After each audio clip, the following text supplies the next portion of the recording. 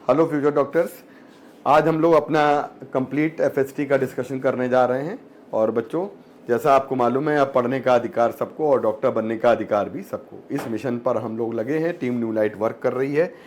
और इसी में आगे सीरीज में अगला जो क्वेश्चन हम लोगों का है, इसको देखिए कि इसमें कहा जा रहा है कि कौन इनमें डायमेंशन लेस नहीं है। डायमेंशन लेस का मतलब होता है सेम डायमेंशन, जो रेशियो दिया है या प्रोडक्ट दिया है उनमें डायमेंशन हमारी सिमिलर होनी चाहिए। या इनका प्रोडक्ट है, जैसे ये प्रोडक्ट है तो इसकी डायमेंशन क्या होनी चाहिए, प्रोडक्ट की डायमेंशन लेस आना चाहिए। तो जैसे आपको मालूम है, इसी के लिए एक्सप्लेन कर देते हैं। तो ये म्यू नॉट होता है, ये एप्सिलॉन नॉट होता है, और बेटा अंडर रूट लेते हैं, 1 अपॉन होता है, और ये आता है c, स्पीड ऑफ लाइट। तो बच्चों, जैसा आपको मालूम है कि जब हम इन दोनों का प्रोडक्ट करेंगे तो प्रोडक्ट करने पर हमारे पास एक चीज आती है कि अगर आपने प्रोडक्ट किया और प्रोडक्ट करने पर यहां पर निकाला तो स्क्वायर करने के बाद 1 अपॉन सी स्क्वायर आ जाएगा, और ये आ जाएगा म्यू नॉट। और ये कभी भी प्रोडक्ट आपका डायमेंशन लेस नहीं हो सकता, क्योंकि देख रहे हैं फॉर्मूले में क्या आ रहा है। तो ये तो answer dimension less, not dimension less. तो इसका मतलब इसकी डायमेंशन है, यह तो ऑप्शन है नहीं। नॉट डायमेंशन लेस, इसका मतलब ये डायमेंशन इसकी है। तो यही हमारा अब करेक्ट आंसर आया। अब जरा हम देख लेते हैं कि इनका डायमेंशन लेस है कि नहीं है। तो डायमेंशन लेस है बिल्कुल, प्रेशर और स्ट्रेस की डायमेंशन सेम होती है। Electric field upon magnetic field, speed of light या स्पीड होती है, सीधे सीधे बात करें अगर हम, तो वेलोसिटी ऑफ लाइट। तो E इक्वल टू होता है B इंटू सी। तो ये भी आपका इधर का डायमेंशन और इधर का डायमेंशन एग्जैक्टली बराबर आ जाएगा, electric field upon B into C. मतलब इसकी डायमेंशन बराबर। तो ये रेशियो डायमेंशन लेस हो जाएगा, ये भी हो जाएगा, ये भी हो जाएगा, ये भी हो जाएगा। पोटेंशियल ग्रेडियंट और इलेक्ट्रिक फील्ड जो होता है वो नेगेटिव पोटेंशियल ग्रेडियंट होता है। तो इसका मतलब ये भी हो जाएगा। यानी ऑप्शन कौन सा आया, चौथा वाला डायमेंशन लेस नहीं हो पा रहा है।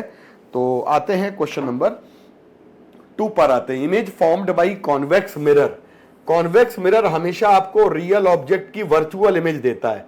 तो always virtual image of real object, पहला आंसर सही है, कोई डाउट नहीं इसमें। आगे बढ़ जाते हैं, क्वेश्चन नंबर आ जाते हैं हम लोग 3rd नंबर पे। 1 मोल की जगह पे आपको एक करेक्शन कराया जाएगा, mu equal to 2 mole, right. तो एक्चुअली 2 मोल गैस के लिए ही आंसर आएगा बच्चों। तो हमारे पास वर्क डन का फॉर्मूला होता है adiabatic, mu R delta T, और बेटा ये आता है गामा -1। आर अपॉन गामा -1 क्या होता है, इसको कहते हैं सीवी। और बेटा ये आता है म्यू की वैल्यू 2, सीवी की वैल्यू हो जाएगी 3r/2। और बेटा डेल्टा टी कितना आ जाएगा, 150 से आप 300 माइनस करा लेंगे तो 150 आ जाएगा। बेटा ये कैंसिल हो जाएगा, आपके पास आ जाएगा 450, है ना, 450r। तो करेक्ट आंसर हमारा आ जाएगा फर्स्ट। तो ये तब आएगा जब हम इसको 2 मोल ले लेंगे। तो बच्चों आ जाते हैं हम लोग क्वेश्चन नंबर 3rd के बाद 4th पे आ जाते हैं। तो 4th नंबर पे आते हैं बच्चों, देखिएगा। Electron is moving through a field, it is moving number 1 opposite to electric field. पहली बात तो इलेक्ट्रॉन आपका इलेक्ट्रिक फील्ड के ऑपोजिट जा रहा है, तो ये एक्सेलरेट होगा। और एक्सेलरेट जब होगा तो H अपॉन क्या आ जाएगा, mv। तो वेलोसिटी बढ़ जाएगी, तो डी ब्रॉगली वेवलेंथ घट जाएगी। तो पहला आंसर होगा नहीं, दूसरा होगा नहीं, तीसरा होगा नहीं, सॉरी चौथा होगा नहीं, 3rd वाले ही आंसर है पहले केस में। और मैग्नेटिक फील्ड जो होता है उनमें इलेक्ट्रॉन को परपेंडिकुलरली भेजते हैं, लिखा है ना, perpendicular sent to magnetic field normally.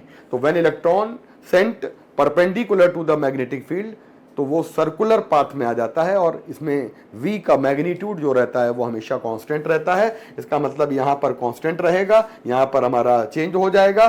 Correct option आ जाएगा 3rd वाला। आइए क्वेश्चन नंबर आ जाते हैं हम लोग 5 नंबर पे।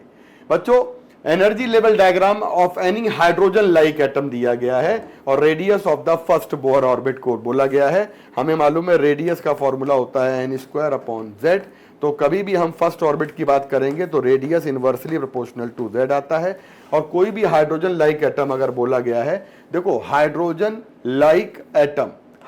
लाइक एटम में अगर हम यहां पर कंपेयर करें, सपोज करिए z की वैल्यू ले लेते हैं 2, z की वैल्यू ले लेते हैं 3, z की वैल्यू तो देखो ये तो हाइड्रोजन के लिए आ गया, बाकी हमें सब चेक करना है।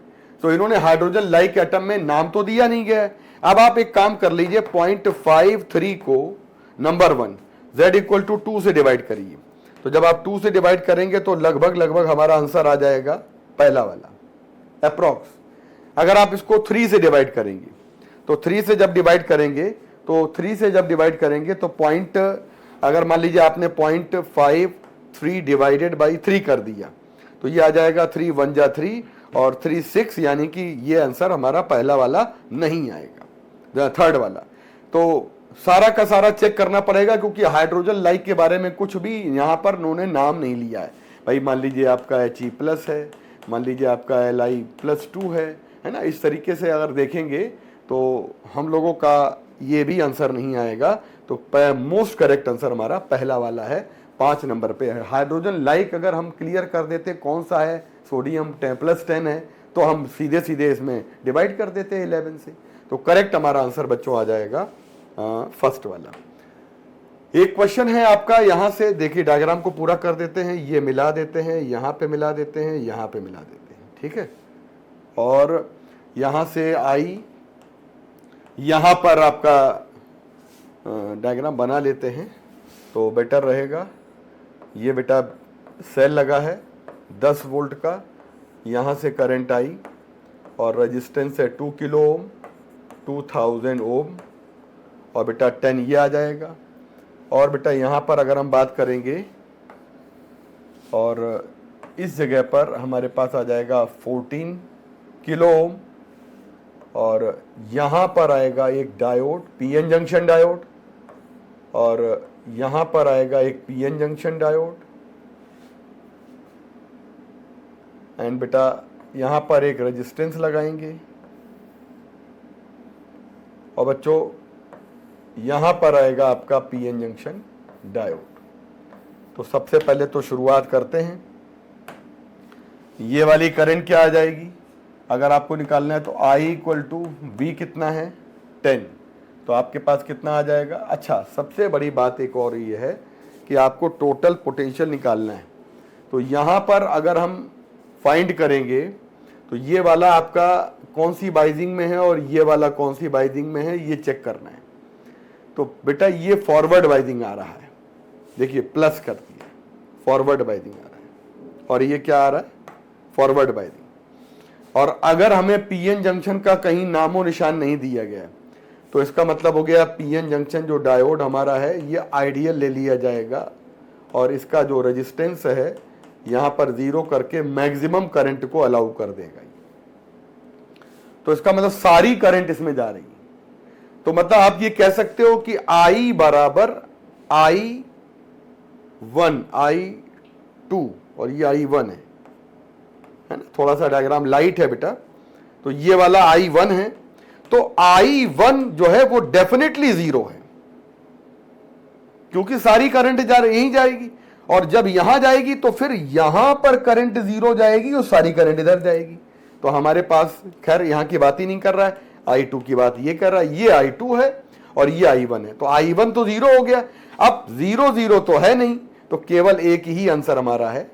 अब हम निकाल भी लेते हैं 5 मिली एम्पियर का, तो 5 मिली एम्पियर सीधे वहीं से निकल के आ रहा है, मिली एम्पियर में निकालना है। तो हम निकालेंगे तो 10/2000, यानी कि हम लोग का ये 2 से डिवाइड कर देंगे, पावर -3 ऊपर चला जाएगा, तो सीधे सीधे हमारा 10/2000 5 मिली एम्पियर दे रहा है।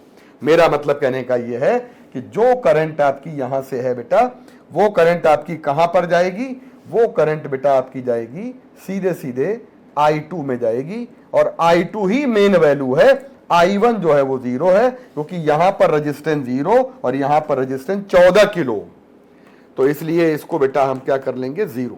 तो करेक्ट ऑप्शन हमारा, जल्दी करने का तरीका यही होता है कि आप इसको कैसे जल्दी करें। ठीक है, आगे बढ़ जाते हैं। एब्सोल्यूट जीरो टेम्परेचर पर सेमीकंडक्टर बिहेव लाइक इंसुलेटर। तो करेक्ट आंसर आ जाएगा हमारा पहला वाला। टू बॉडीज ऑफ मास दिया है m और 4m are separated by distance d, gravitational force on the smaller body due to the larger body is f। तो अरे भाई, तो ये तो म्यूचुअल ले लेंगे, तो हमारा लार्जर बॉडी पे ड्यू टू स्मॉलर बॉडी, वो भी f हो जाएगा। तो इसका आंसर सीधे सीधे f है। तो यहां पर कोई भी सॉल्व करने की आवश्यकता नहीं है। यहां वाले क्वेश्चन में जब आएंगे बेटा, तो ध्यान दीजिएगा कि आपको एक काम करना होता है कि यहां पर करंट को ना, आपको करंट को निकालकर और किरचॉफ लॉ लगा देना होता है। यानी कि आने वाली करंट इक्वल टू हो जाएगी आपकी जाने वाली करंट। बच्चों ध्यान दीजिएगा, आने वाली करंट हो जाएगी आपकी जाने वाली करंट। तो हमारे पास इस जगह पे आ जाएगा 100 थीटा ले लीजिएगा, तो 100 माइनस थीटा, करंट का फॉर्मूला क्या होता है, θ1 माइनस θ2 डिवाइडेड बाई r। तो ये आ जाएगा आपका रेजिस्टेंस कितना है, वेरी इंपॉर्टेंट। रेजिस्टेंस का फॉर्मूला होता है L अपॉन के ए। तो जिसका कंडक्टिविटी K है उसका रेजिस्टेंस तो R ले लेंगे, जिसका कंडक्टिविटी K बाई ये देखो K 2K हो जाएगा। तो हमें मालूम है रेजिस्टेंस होता है 1 अपॉन K के इनवर्स, हो गया ना, K के इनवर्स। तो ये हो जाएगा बेटा R बाई 2 और ये हो जाएगा R बाई 3। अगर K 3 गुना है तो ये R बाई 3, अगर K 2 गुना है तो R बाई 2। तो रेजिस्टेंस तीनों तार का निकल आएगा। तीनों तार का लंबाई सेम है, डायमेंशन सेम है, एरिया सेम है, रेजिस्टेंस यहाँ पर तीनों तार का हम निकाल लेंगे। तो हमारे पास सीधे सीधे बेटा आ जाएगा थीटा माइनस 50 अपॉन ये आ जाएगा हमारे पास R बाई 2 और प्लस आ जाएगा थीटा माइनस 0 अपॉन ये आ जाएगा हमारे पास R और बेटा ये आ जाएगा R बाई 3। सॉल्व कर लेंगे यहां पर, तो हमारे R कैंसिल हो जाएगा। तो बेटा 3 times 100 minus theta equal to 2 times theta minus 50 plus का थीटा आ जाएगा और थीटा की वैल्यू यहां से निकालेंगे तो 3 थीटा और 6 थीटा और बेटा ये वाली वैल्यू 300 और बेटा 100 आएगा तो 400 आ जाएगा। तो थीटा की वैल्यू आ जाएगी 200 बाई 3। कौन सा ऑप्शन आ रहा है बच्चों, 9 का हमारा जो ऑप्शन आ रहा है वो सेकंड वाला ऑप्शन आ रहा है। क्वेश्चन नंबर आ जाते हैं हम लोग 10 नंबर पे आ जाते हैं बेटा। Wave of the frequency 100 hertz travel along the string towards the fix and, this wave travel back after reflection. जब हम वेव को देखते हैं कि वेव हमारी ये जो जा रही है ये यहां पर रिफ्लेक्ट करके आ रही है, तो जब ये वेव हमारी रिफ्लेक्ट करके आ रही है बच्चों, तो इन्होंने कहा है node is formed at a distance of 10 centimetre from the fixed and. वही नोड बनता है 10 सेंटीमीटर पर। कहां पर नोड बनता है बच्चों, बहुत ध्यान देने की आवश्यकता है। जब इन दोनों को ओवरलैप करेंगे तो मान लीजिए हम लोग नोड बनता है ये आपका फिक्स्ड एंड से नोड कहां बना, ठीक, दोनों को ओवरलैप करके सुपरपोजिशन करके नोड कहां पे बना, तो नोड से नोड हमारी डिस्टेंस होती है लैम्डा बाई 2। तो लैम्डा बाई 2 की वैल्यू आ रही है 10 सेंटीमीटर, इन्होंने बोला है ना 10 सेंटीमीटर, लैम्डा की वैल्यू आ रही है 20 सेंटीमीटर, 20 सेंटीमीटर। और अगर हम बात करते हैं v equal to N lambda, N की कितनी वैल्यू है 100, लैम्डा की कितनी वैल्यू है 0.2, मीटर में कन्वर्ट कर लो 0.2 मीटर। बेटा बात करते हैं यहां पर तो हमारे पास आ जाता है, मल्टीप्लाई करेंगे 20 metre per second, 20 metre per second. तो हमारा करेक्ट आंसर आ जाएगा 20 मीटर पर सेकेंड। सबसे बड़ी बात है कि रिजिड एंड पे बनेगा नोड और रिजिड एंड से जहां पर वेव दोबारा नोड बनाएगी वो दूरी हो जाएगी लैम्डा बाई 2। तो क्वेश्चन का राइट आंसर आ गया 20 मीटर पर सेकेंड। आइए बच्चों अब आते हैं 11 नंबर क्वेश्चन पे। 11 नंबर पे स्फेरिकल बॉल में कंप्रेस किया जा रहा है, परसेंटेज ऑफ कंप्रेशन दिया है यानी वॉल्यूम का चेंज दिया है 0.01%। तो delta V upon V volumetric strain, तो ये आ जाती है 10 की पावर -4। और बेटा बल्क मॉडुलस का फॉर्मूला है delta P upon volume strain. और बेटा यहां पर डेल्टा P 100 एटमॉस्फियर, एटमॉस्फियर को चेंज कर लेंगे तो 10 की पावर मोटा मोटा 5 न्यूटन पर मीटर स्क्वायर, 1 ATM में 10 की पावर 5 और बेटा नीचे आ जाएगा 10 की पावर -4। तो बेटा ये आ जाएगा 10 की पावर 11 पास्कल या मोटा मोटा न्यूटन पर मीटर स्क्वायर। तो क्वेश्चन का आंसर आ जाएगा हमारे पास ये आएगा 7 और 100 दिया गया है और यहाँ पर आ जाएगा। तो आप इसको कैसे लिख सकते हैं? 10 की पावर 11, तो करेक्ट ऑप्शन इज 10 की पावर 11 न्यूटन पर मीटर स्क्वायर, पहला ऑप्शन। ठीक है बच्चों, चलिए आगे बढ़ जाते हैं। बच्चों ध्यान दीजिएगा कि ये हमारा क्वेश्चन लिया गया है एनसीईआरटी के पेज नंबर 285 पर, यहां पर बल्क मॉडल्स की डेफिनेशन दी हुई है। आते हैं 12 नंबर क्वेश्चन पे। ध्यान दीजिएगा, ब्रेकिंग स्ट्रेस का फॉर्मूला हमें मालूम है, ब्रेकिंग स्ट्रेस होती है एल रो जी, डायरेक्ट लर्न करना पड़ेगा फॉर्मूला। एल क्या है? लेंथ, और ब्रेकिंग स्ट्रेस की जो वैल्यू है 10 की पावर 9 पास्कल, मतलब न्यूटन पर मीटर स्क्वायर, एंड लंबाई फाइंड करनी है, ठीक, एंड ओन वेट की वजह से है। और बेटा यहां पर आ जाएगा हमारे पास रो की वैल्यू 3 इंटू 10 की पावर 3 और जी की वैल्यू 10, डिवाइड कर देंगे तो हमारे पास आएगा 1/3, 10/3, और पावर हो जाएगी आपके पास, पावर 4 है, 5 है, यानी पावर हो जाएगी 4। तो अप्रोक्स हम लोग आ जाएंगे पावर 4, और यूनिट कौन सी है? ये है हमारी एसआई। तो ये हमारी पूरी यूनिट आ रही बेटा मीटर में, कहीं से कोई दिक्कत नहीं है, हम लोग आराम से इसको मीटर में पुट कर सकते हैं। और ये हमारा आ रहा है 3.3 10 की पावर 4 मीटर।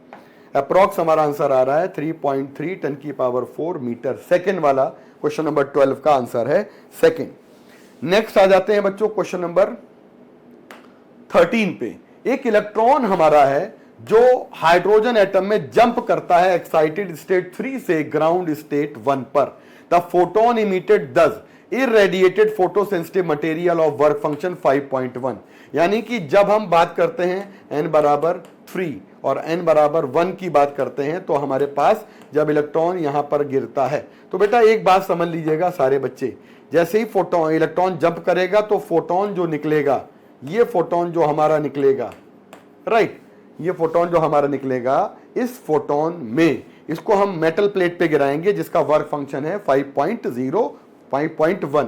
तो अब आपको देखना है कि फोटोन जो निकला, यानी कि फोटोन की एनर्जी क्या है, तो ये फोटोन की एनर्जी आ रही है थर्ड की, कौन सी स्टेट है बेटा?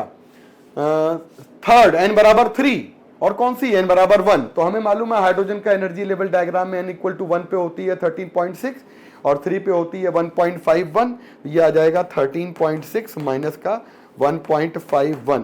तो इसको हम सॉल्व करेंगे तो अप्रोक्स ये 12 पॉइंट, ये हमारा आ जाएगा 12.1 के आसपास लगभग फोटोन की एनर्जी आ गई। वर्क फंक्शन दिया गया है, हमको क्या निकालना है?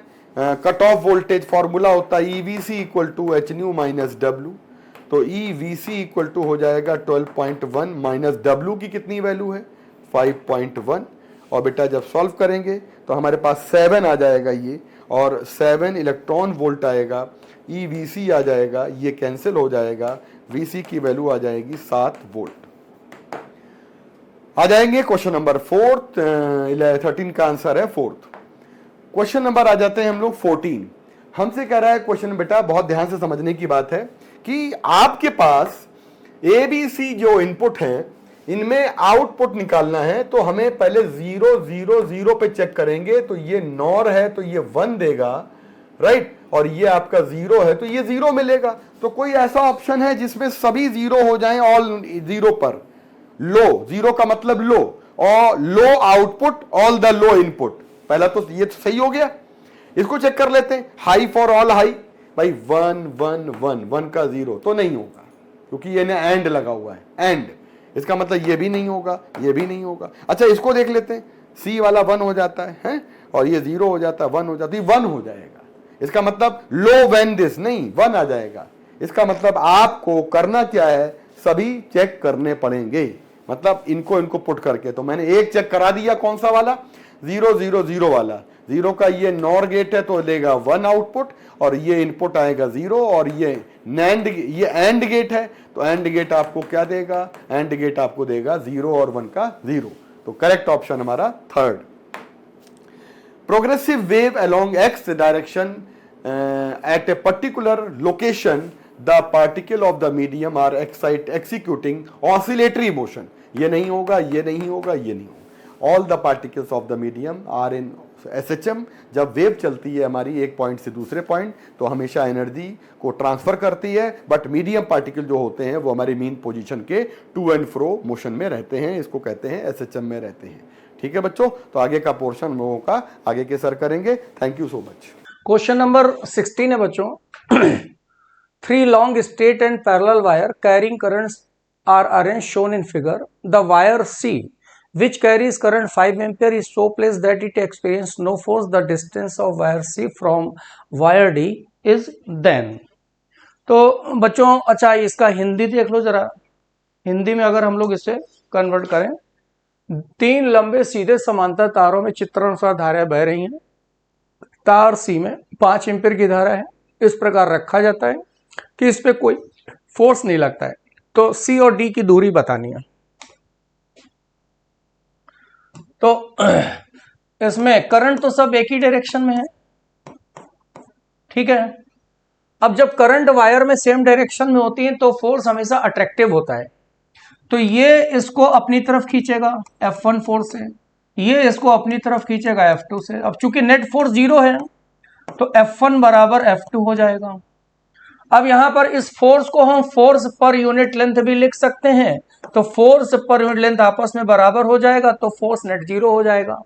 अब देखो ये फोर्स इसके थ्रू इसके ऊपर लगाया जा रहा है, तो डी और सी के बीच में जो फोर्स पर यूनिट लेंथ का फार्मूला हो जाएगा वो होगा μ0/2 pi I1I2 by R X is equal to F2 force B C पे इधर लगा रहा है, तो यूनिट लेंथ का फॉर्मूला यहां पर हो जाएगा μ0/2 पाई I1I2 5 × 10 बाई आर।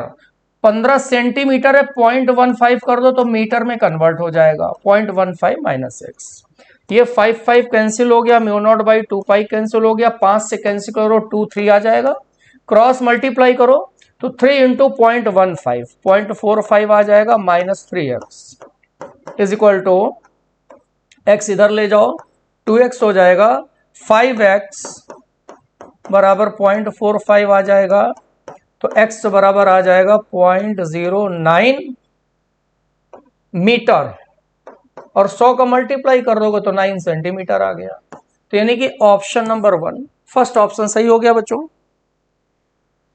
ये फार्मूला है एनसीईआरटी पेज 123 पे, इसी फार्मूले से क्वेश्चन बना हुआ है। नेक्स्ट है in given circuit the reading of voltmeter V1 V2 300 volt is the reading of voltmeter V3 and ammeter respectively. दिए गए इसी पर्पज में V1 V2 के पाठ्यांक 300 वोल्ट है, वोल्टमीटर V3 और A के पाठ्यांक क्या होंगे। तो V1 में ये इंडक्टर लगा हुआ है, यानी कि इंडक्टर के अक्रॉस वोल्टेज है 300 वोल्ट, कैपेसिटर के अक्रॉस वोल्टेज है 300 वोल्ट। तो ये वोल्ट मीटर और इस एमीटर की रीडिंग बताना है बच्चों। ये एलसीआर सर्किट है। अब वोल्टेज निकालना है। टोटल वोल्टेज का एक्चुअली में फार्मूला होता है VR² plus VL minus VC का स्क्वायर। तो VL VC बराबर होने से टोटल वोल्टेज VR बराबर हो जाएगा। तो VR वोल्टेज VR वोल्टेज जो है ये V3 के बराबर है और ये टोटल वोल्टेज के बराबर है, यानी कि 220 वोल्ट आ गया, 220 वोल्ट आ गया।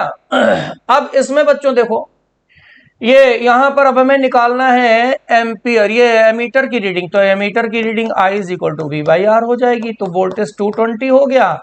और अब इस कंडीशन में चूंकि इनका वोल्टेज बराबर है तो रेजिस्टेंस खत्म, केवल R बचेगा, 100 कर दो 2.2 एम्पियर आएगा। तो वोल्टेज 220 और 2.2 एम्पियर। सेकेंड ऑप्शन मिला बच्चों हमें, second option is the right option.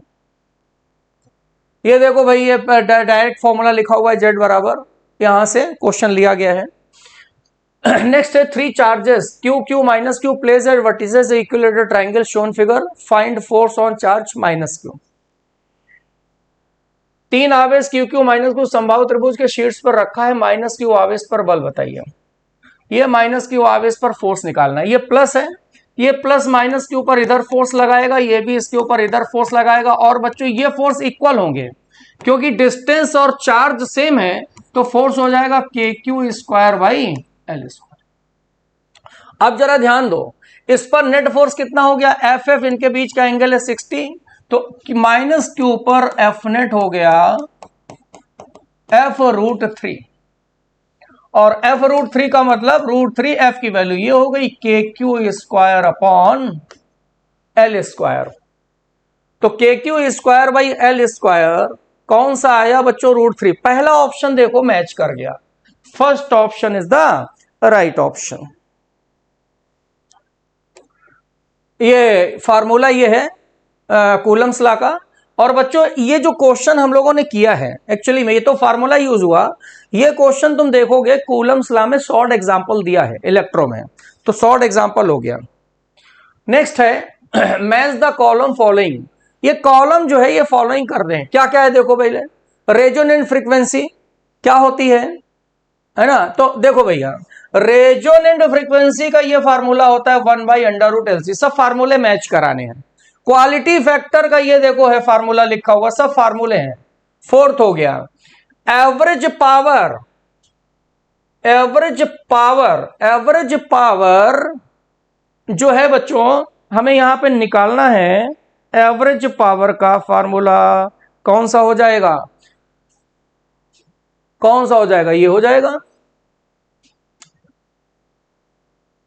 ये VI cos थीटा देखो ऊपर लिखा है, इसके पैच के ऊपर लिखा है, हम ढूंढ रहे ये कहां पर है।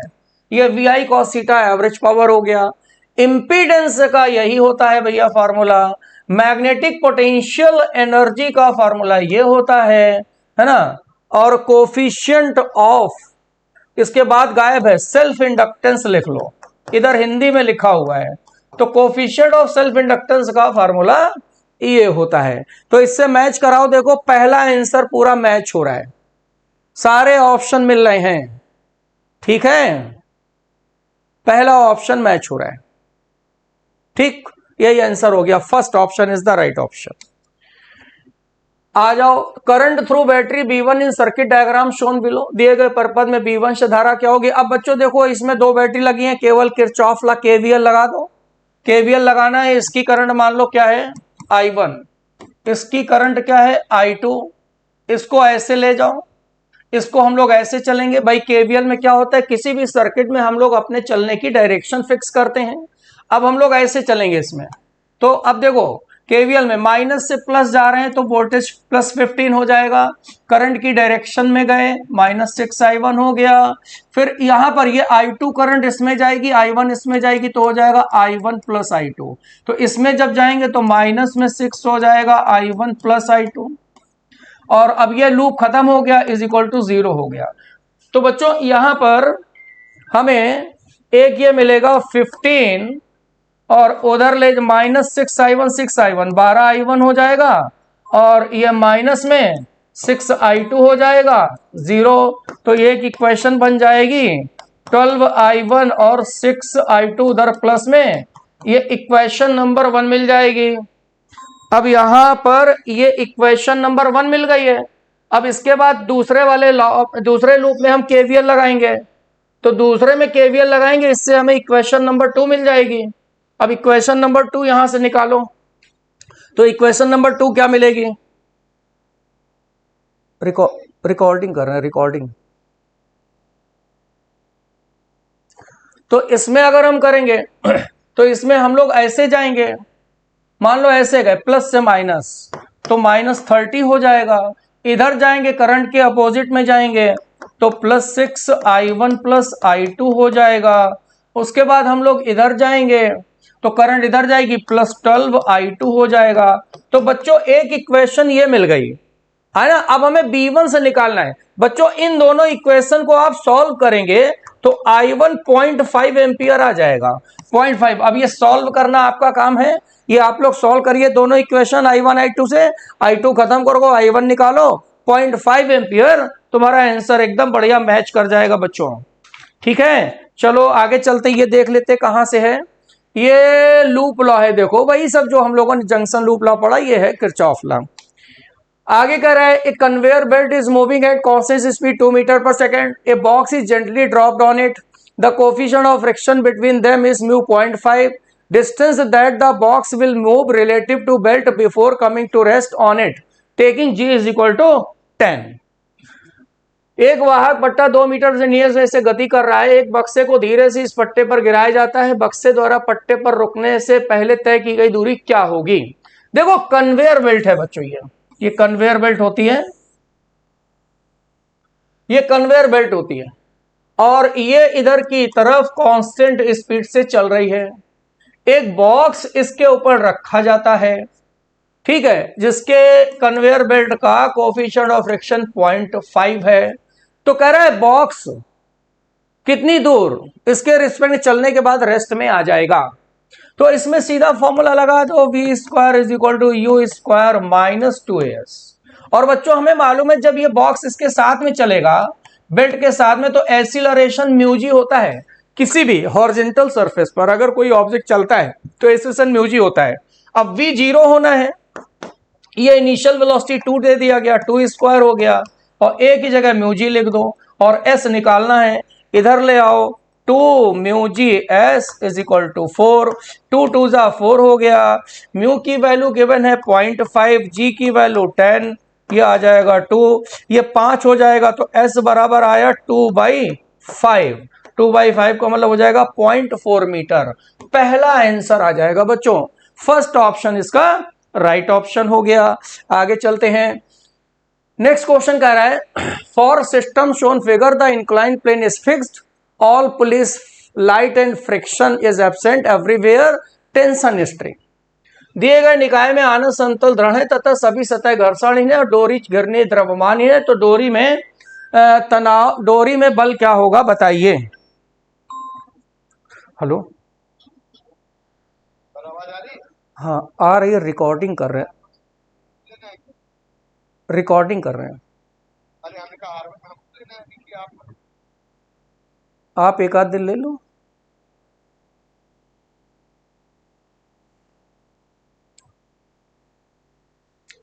तो अब देखो भाई इसमें क्या कह रहे हैं कि डोरी में तनाव निकालिए। तो कैसे तनाव निकालेंगे देखो जरा, इसमें बच्चों यहां पर एक्सीलरेशन जब निकलेगा तभी तनाव निकाल पाएंगे, टेंशन। इसमें एक्सीलरेशन नीचे की ओर है क्या, mg साइन थीटा, टेंशन इधर होगा, इसका इधर होगा। अब ये नीचे जब जाएगा तो ये वाला ब्लॉक इधर चलेगा, ठीक है। अब इसमें a निकालो तो a हो जाएगा F net upon m net. Net force कितना हो जाएगा इधर, mg साइन थीटा, जिधर एक्सीलरेशन है mg साइन थीटा, ठीक है। अब ये इसका फोर्स नहीं लेंगे क्योंकि इसको बच्चों, इसका जो वेट होगा वो तो नॉर्मल रिएक्शन बैलेंस करेगा और ये mg नॉर्मल रिएक्शन से बैलेंस होगा, इसके परपेंडिकुलर चलेगा। तो ये वाला हम कोई इसका फोर्स लेंगे नहीं, केवल यहां पे net force mg sine theta लगेगा और टोटल मास हो गया 2m हो गया, तो mm क्या हो जाएगा, कैंसिल हो जाएगा। तो एक्सीलरेशन हमें मिला g/2 साइन थीटा। अब इसका टेंशन निकाल लो, टेंशन T, इसके लिए FBD देख लो, इस मास के लिए T बराबर क्या हो जाएगा, ma हो जाएगा। तो m और a की वैल्यू रख दो, mg sine theta by 2, mg sine theta by 2। ये आंसर बच्चों थर्ड मिल गया, third option is the right. ये PYQ क्वेश्चन मॉडिफाइड है। इसके बाद देखो, a frictionless wire AB fixed on a sphere of radius r, very small spherical ball slips on this wire, the time taken by this ball to slip from A to B। आ त्रिज्या की गोले में AB के बीच घर्षण रहित तार लगा है, एक बहुत छोटी गोलाकार गेंद इस तार पर फिसलती है, गेंद का A से B से तक फिसलने में लगा समय बताओ। बॉल यहां से यहां तक जाती है तो ये समय निकालना है, इसको S मान लें और S बराबर लगा दो हाफ AT स्क्वायर। तो S ये हो जाएगा कितना बच्चों, देखो यहां से यहां तक डायमीटर हो जाएगा 2r, 2r का ये कंपोनेंट कर लो तो ये हो जाएगा 2r cos थीटा। तो S तो हो गया 2r cos थीटा और एक्सीलरेशन इधर हो जाएगा g cos थीटा। भाई g लगेगा इधर तो g का कंपोनेंट इधर आ जाएगा g cos थीटा और t स्क्वायर, तो cos थीटा कैंसिल हो गया, t स्क्वायर मिल गया 4r/, जी। तो T बराबर आया 2√R/g। ये टाइम बच्चों देखो थर्ड ऑप्शन यहां पर हम लोगों का मैच कर गया बेटा। Third option is the right option. Next question देखो, to masses m1 2 kg, m2 5 kg moving frictionless surface with velocities 10 meter and 3 meter per second respectively, m2 ahead of m1, ये m2 आगे है, and ideal spring constant के 1120 newton पर metre attach to the back side of m2, तो maximum compression इस spring निकालना है। ये m1 है 2 kg का, ये 5 kg का है, तो घर्षण रहित सतह पर क्रमशः 10 और 3 मीटर पर सेकंड के वेग से गति करते हैं।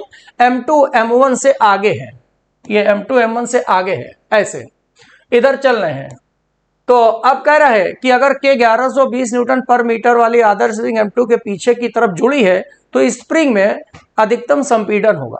देखो बच्चों, ये पूरा सिस्टम ये इधर भाग रहा है, ये इधर भाग रहा है, इसकी वेलोसिटी 10 है, इसकी 3 है। तो जब ये मास इससे टकराएगा स्प्रिंग से, तो स्प्रिंग ऐसे कंप्रेस हो जाएगी। जब ये स्प्रिंग ऐसे कंप्रेस हो जाएगी बच्चों, कंप्रेशन हो जाएगा, तो अब स्प्रिंग का कंप्रेशन ही मैक्सिमम बताना है। अब इसमें एक्चुअली में होगा क्या, जब ये मास यहां पर इससे अटैच होगा तो स्प्रिंग हो जाएगी कंप्रेस m1, और इसमें ये कंप्रेशन हो जाएगा ये m2, फिर ये दोनों एक कॉमन वेलोसिटी से आगे चलेंगे। भाई देखो, जैसे ये टकराया तो टकराने के बाद स्प्रिंग कंप्रेस हुई, फिर दोनों एक साथ आगे चलेंगे ना, ये कंप्रेस होने के बाद में, तो इसकी कॉमन वेलोसिटी हमें निकालना पड़ेगा, क्योंकि यहां पे कंजर्वेशन एनर्जी से ही ये क्वेश्चन सॉल्व होगा। अब यहां वेलोसिटी निकालना है तो पहले कंजर्वेशन ऑफ लीनियर मोमेंटम लगाओ बच्चों। तो m1 v1, m1 2 v1 10 plus m2 v2, m2 5 v2 3 is equal to m1 plus m2, मतलब कि 2 प्लस 5 7, और v कॉमन वेलोसिटी कितनी निकल आई, 20 और 15 35 हो जाएगा, ये 5 7 v कॉमन, तो v कॉमन आ गया 5 आ गया 5 metre per second. Conservation of momentum से जब ये इससे टकराएगा तो दोनों आगे जाएंगे, तो इनकी वेलोसिटी हमने आगे निकाल ली। अब यहां और यहां पर कंजर्वेशन ऑफ एनर्जी लगा दो बच्चों, आंसर मिल जाएगा। तो यहां पर दो कंजर्वेशन लॉ लगे, एक मोमेंटम का, मोमेंटम लगाया तो वेलोसिटी निकालो, एनर्जी जब लगाओगे तो मैक्सिमम कंप्रेशन निकाल आएगा। अब बाई कंजर्वेशन, ये था by conservation of linear momentum. अब लगाओ बच्चों by conservation of mechanical energy, spring energy, सब लगाओ जो भी मिल जाए। यहां पर इसकी एनर्जी हो जाएगी, energy half mv square, half mv square 10 square.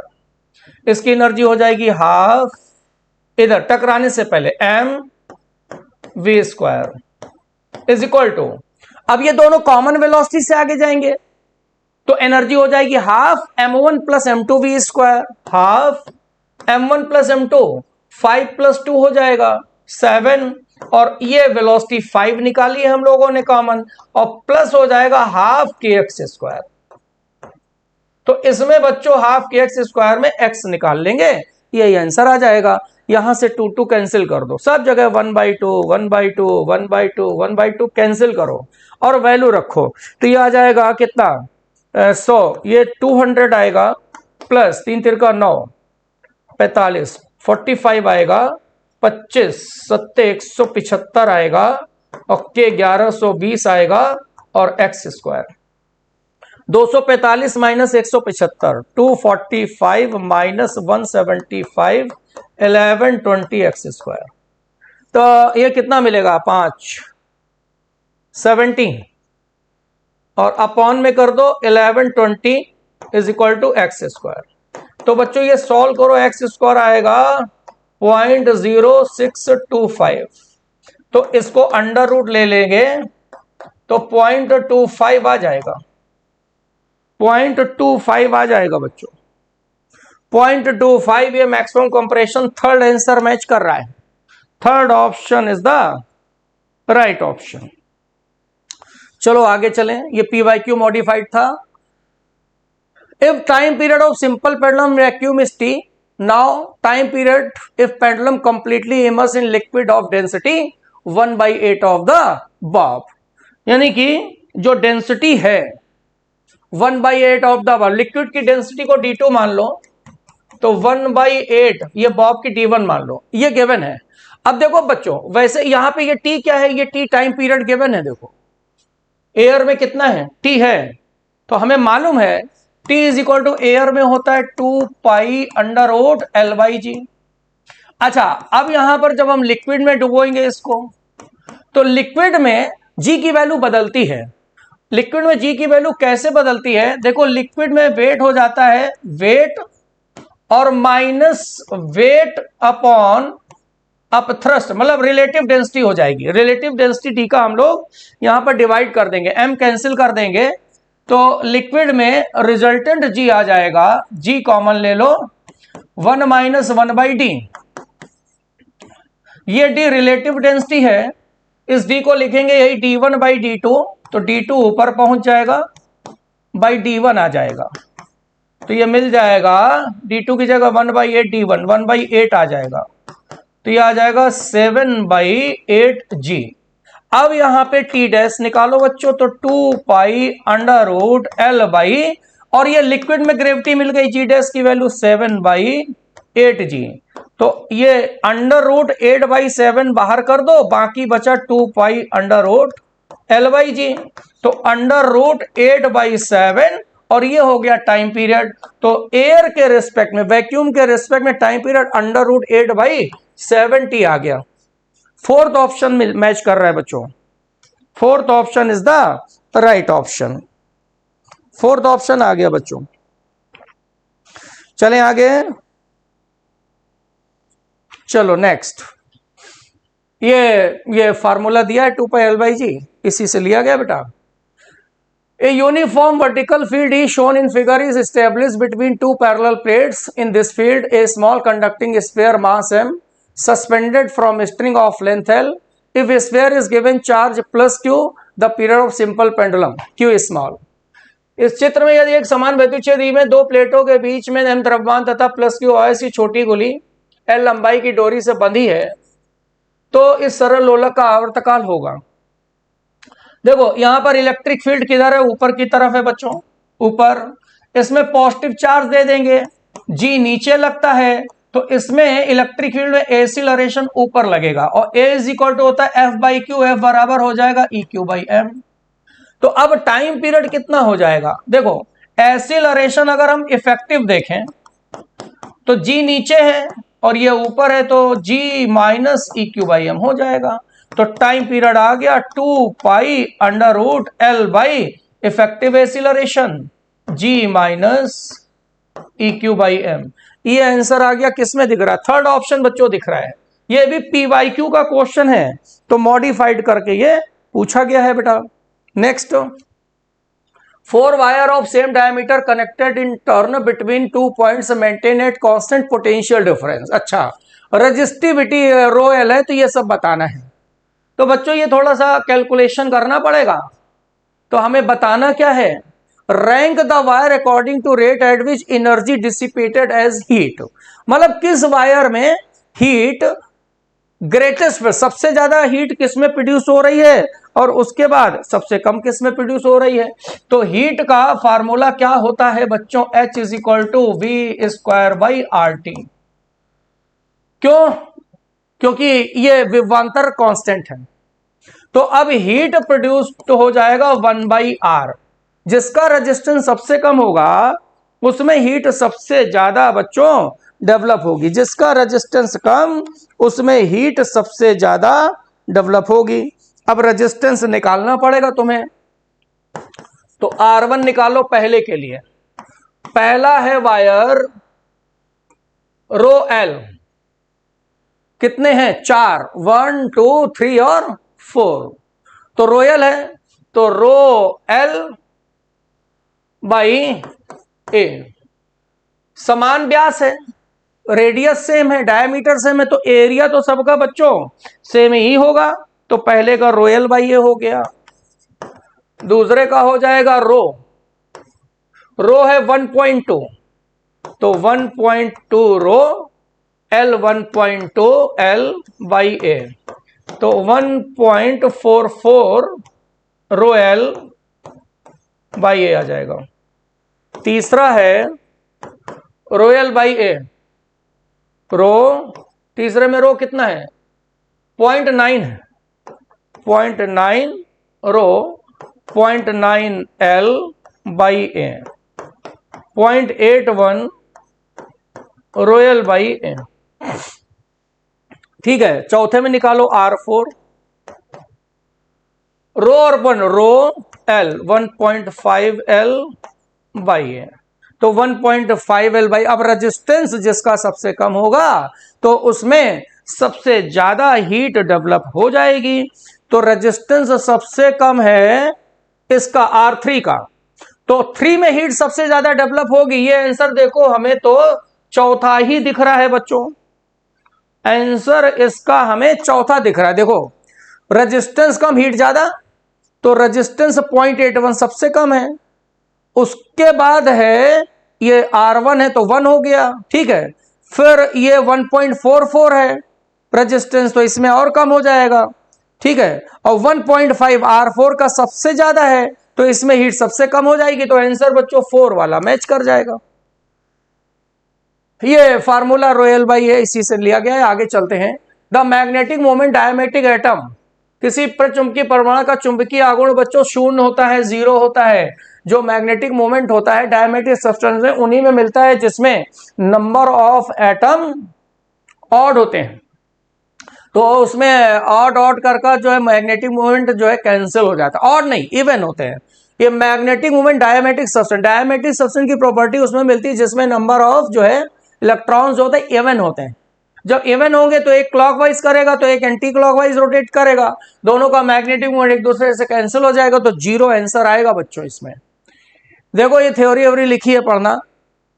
इसके बाद a coil of resistance 400 ohm placed in magnetic field, a magnetic flux linked with coil varies 50 t square 4, तो करंट इन कॉइल 2 सेकेंड। 400 ओम प्रतिरोध वाली कुंडली को चुंबकीय क्षेत्र में रखा गया है, कुंडली के बाद चुंबकीय flux phi is equal to हो 50 टी स्क्वायर प्लस 4, तो 2 सेकेंड में धारा होगी। D phi by D T निकालो तो हो जाएगा 100 टी, और टी बराबर रखना है 2 सेकेंड, तो ये ईएमएफ आ गया d phi by D t आ गया 200, और आई बराबर होता है ई बाई आर, तो ई हो गया 200 और रेजिस्टेंस इसमें गिवन है 400, है ना, 0.5 आ गया। थर्ड आंसर आ जाएगा बच्चों, third option is the right option. Next, the electric field associated with EM wave in vacuum is given by E40 cos kz minus 6 into 10 power 8 t, where EZTR voltmeter second respectively the value of wave vector k। वैद्युत चुंबकीय तरंग के वैद्युत क्षेत्र में सदिश का निर्वात में मान E is equal to 40 cos kz minus 6 into 10 power 8 t है, जहां EZT क्रमशः वोल्टमीटर और मीटर सेकंड में है। तो k का मान बताओ। k होता है वेव वेक्टर, k होता है वेव वेक्टर, और जो वेव वेक्टर होता है k की वैल्यू है ना प्रोपागेशन कांस्टेंट बोलते हैं, और k बराबर होता है ओमेगा बाई v। v का मतलब, अब ओमेगा यहां पे क्या है कंपेयर करो, तो इलेक्ट्रिक फील्ड बराबर हो गया E not cos kz minus omega T, तो ओमेगा हो जाएगा ये 6 इंटू 10 की पावर 8, और स्पीड हो जाएगी कितनी, ईएम वेग की स्पीड जो है वैक्यूम में स्पीड ऑफ लाइट के बराबर होती है, तो 3 इंटू 10 की पावर 8 हो गया, तो ये आ जाएगा 2 पर metre, 2 metre inverse. Third answer आ जाएगा बच्चों, तो third option is the right option. Next part बच्चों आपको आरडी सर कराएंगे। तो बच्चों जय हिंद। 7 सितंबर वाला एफएसटी हम लोग डिस्कस कर रहे हैं, और सर लोग आपको क्वेश्चन नंबर 30 तक एक्सप्लेन कर चुके हैं। अब हम लोग क्वेश्चन नंबर 31 से करेंगे। 31 क्वेश्चन को थोड़ा सा एक्सटेंड किया गया है। देखिए ये एक स्मॉल फिश है, सरफेस से 0.4 मीटर नीचे है, सरफेस से 0.4 मीटर नीचे है और यहाँ पे कॉन्वेक्स लेंस है, फोकल लेंथ 3 मीटर है और लेंस को सरफेस से 0.2 मीटर के ऊपर रखा गया है, such that fish lies on the optical axis of the lens. The image of the fish seen by observer will be at, और ये रिफ्रैक्टिव इंडेक्स 4/3 दिया हुआ। तो देखो ये जो ऑब्जर्वर है, तो पहली चीज ये समझ लो कि जब मछली को देखा जाएगा, ऑप्टिक्स का मेन है, तो पहली इमेज वाटर की सरफेस से रिफ्रैक्शन की वजह से बनेगी। First image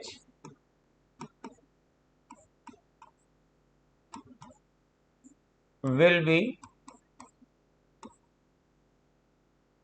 from refraction।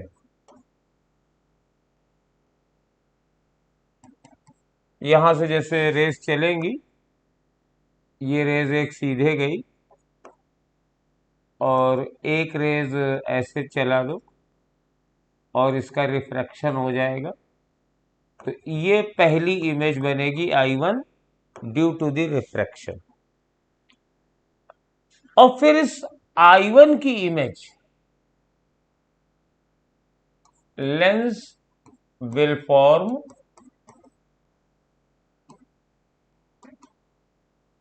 Image of I1।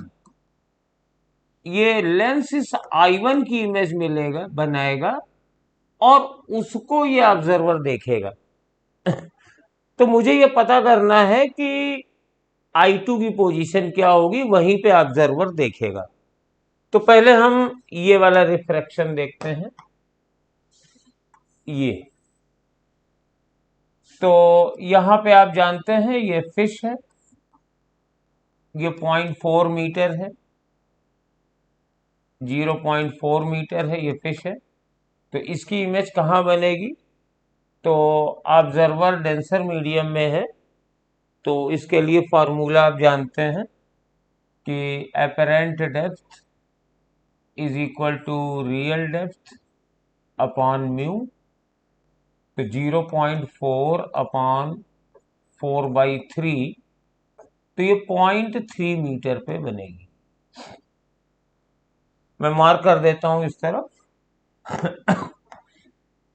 ये इमेज बन रही है I1 जो रिफ्रैक्शन की वजह से बन रही, और ये वाली इमेज लेंस के लिए ऑब्जेक्ट का काम करेगी। तो लेंस से इस इमेज की दूरी कितनी हो जाएगी, 0.2 ये है और 0.3 ये है, तो 0.5 मीटर, यानी लेंस के लिए U 0.5 मीटर है। अब लेंस का वाला फॉर्मूला लगाइए, 1/V माइनस 1/- 0.5, तो 0.5 हो गया, बराबर 1/3 हो गया। लेंस की फोकल लेंथ 3 मीटर है, तो 1/V बराबर 1/3 माइनस, अब ये 0.5 है तो इसको 10/5 लिख देते हैं और इसको निकालते हैं। ये हो जाएगा 5×15, ये हो जाएगा 5 और ये हो जाएगा 3×30, तो V बराबर हो जाएगा 15/25, माइनस में आएगा और इसको लिख सकते हैं, 5 से काट दीजिए, -3/5, तो -0.6, -0.6 है।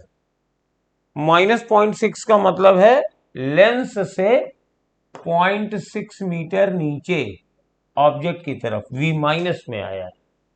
तो 0.2 तो ये है, और ये अगर टोटल 0.6 है तो यानी ये 0.4 है।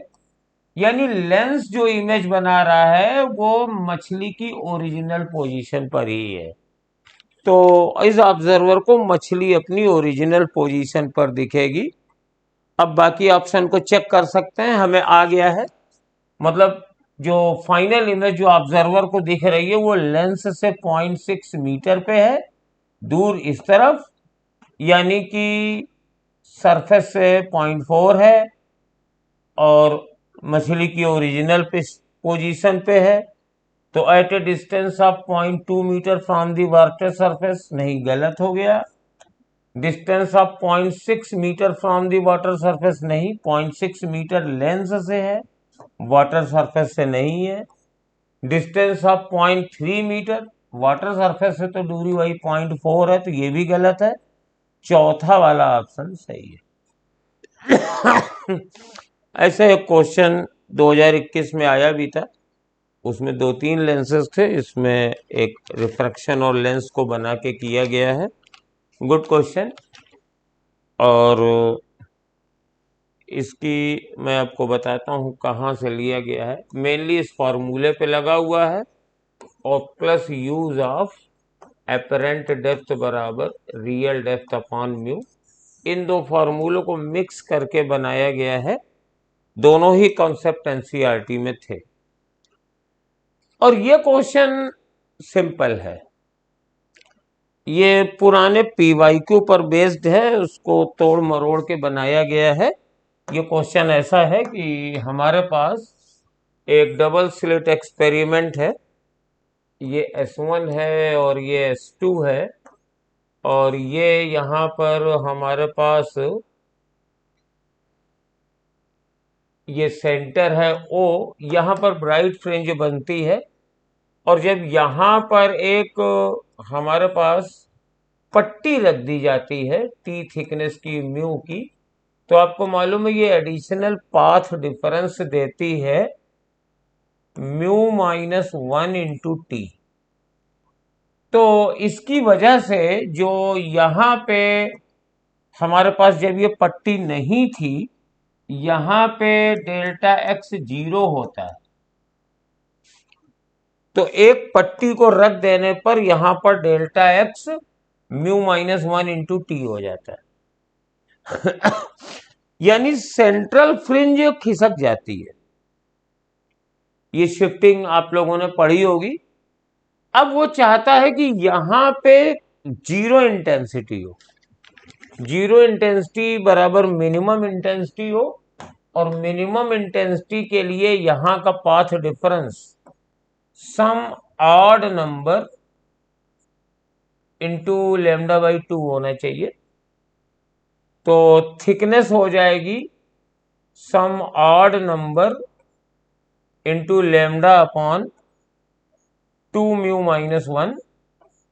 और चूंकि मुझे मिनिमम थिकनेस चाहिए, तो सबसे छोटा ऑड नंबर न्यूमेरिकली 1 होता है।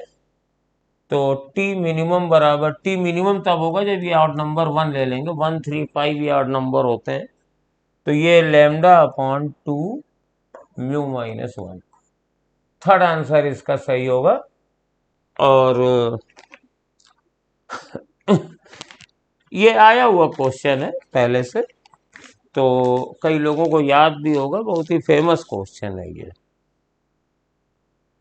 ये जीनर डायोड है। ये सॉल्ड एग्जाम्पल एनटीए सिलेबस, अब तो एनसीईआरटी में है नहीं, एनटीए के सिलेबस में है तो इसको रखा गया है। और पुरानी एनसीईआरटी में ये क्वेश्चन है। तो यहां पे देखिए, एक जीनर डायोड है, ये 250 ओम है, दिस इज 250 ओम, और वोल्टेज रेगुलेटर की तरह यूज हो रहा है। Zener diode is being used as a voltage regulator. तो यानी ये वाला जो पोटेंशियल डिफरेंस है, मैं थोड़ा सा डार्क ले लूं कलर, ये वाला पोटेंशियल डिफरेंस 20 वोल्ट है, ये भी है और ये भी 20 वोल्ट, ये दोनों 20 वोल्ट के हैं। सॉरी, ये 15 वोल्ट जीनर है, तो ये 15 वोल्ट होगा, I am sorry, voltage regulation में जीनर वोल्टेज आ जाएगा। तो ये 15 वोल्ट है और ये भी 15 वोल्ट है, ठीक है। और ये टोटल 20 है, तो इसके अक्रॉस वोल्टेज 5 वोल्ट बना। और मुझे यहां से धारा चाहिए, तो पहले ये वाली धारा करंट निकालेंगे। इसको आई कह देते हैं, इसको आई सीरीज कहते हैं, आई सीरीज या आई सर्किट। ये हो जाएगा 5/250 ओम। और इसको हम क्या करते हैं कि 4 से मल्टीप्लाई कर देते हैं, 20/1000 एम्पियर, तो 20 मिली एम्पियर हो गया। तो ये वाली करंट 20 मिली एम्पियर की हो गई।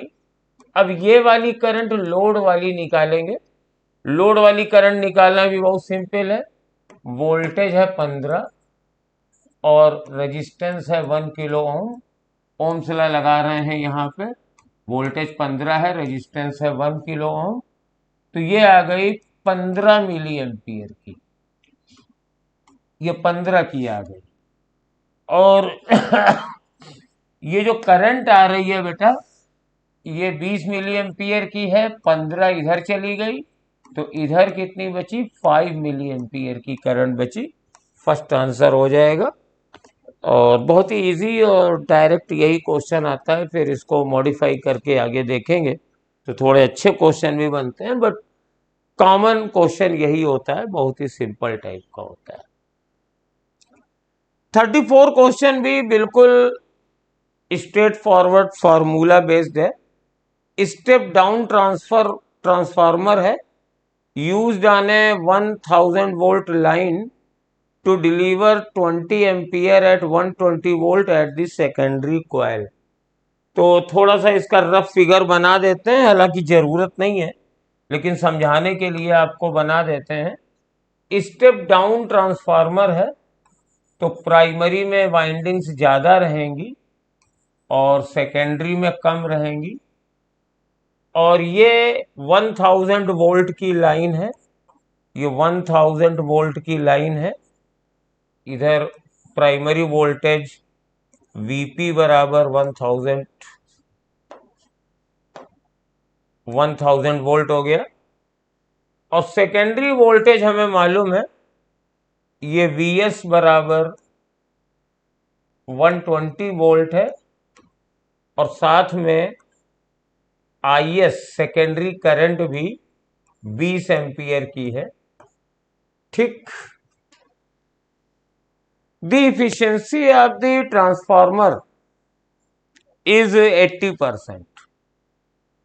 efficiency 80% है, यानी output power upon input power is equal to 80/100 है। और पूछा क्या गया है बच्चों?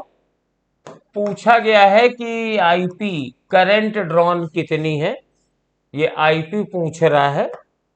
तो आईपी अगर पूछता है तो वैल्यू निकाल दो। आउटपुट कितना होगा? 20 × 120।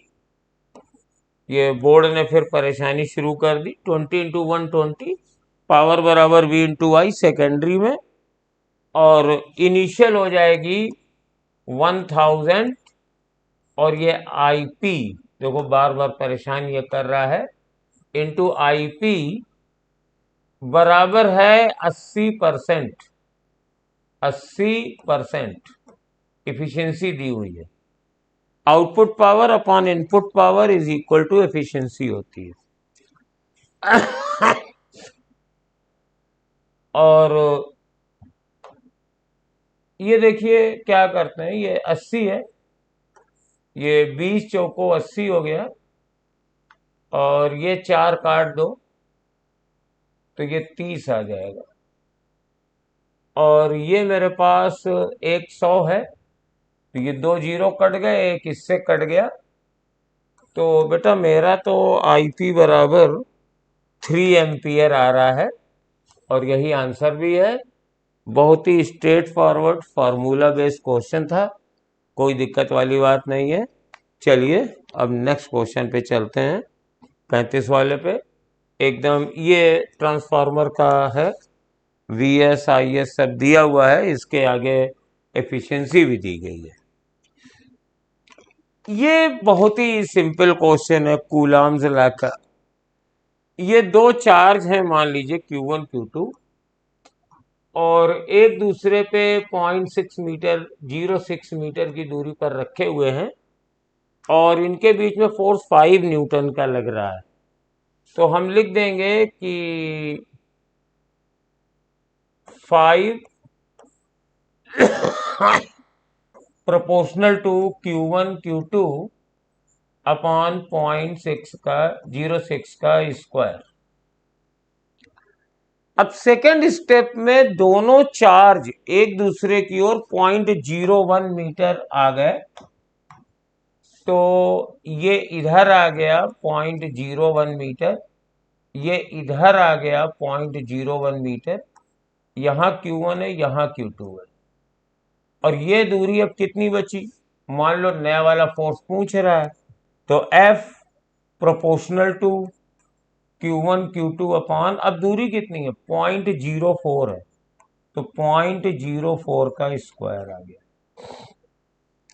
अब आप इसको डिवाइड कर दीजिए आराम से, चाहो तो K लिख लो तो बराबर आ जाएगा, उसकी कोई हमने जरूरत नहीं समझी।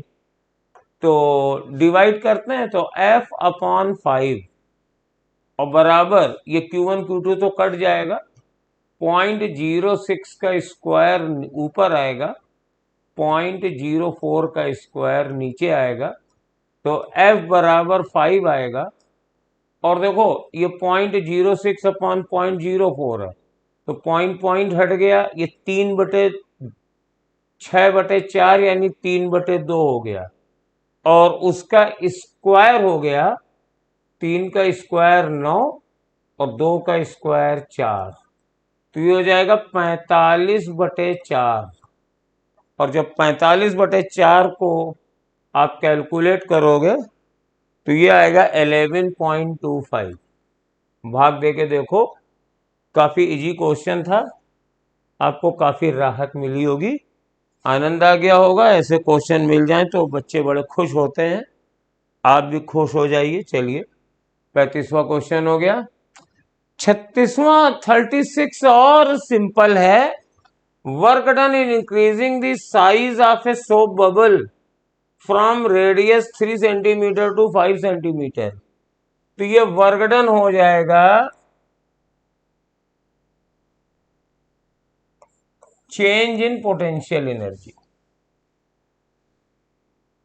आप जानते हो। और सरफेस एरिया कितना बढ़ा? तो 4 पाई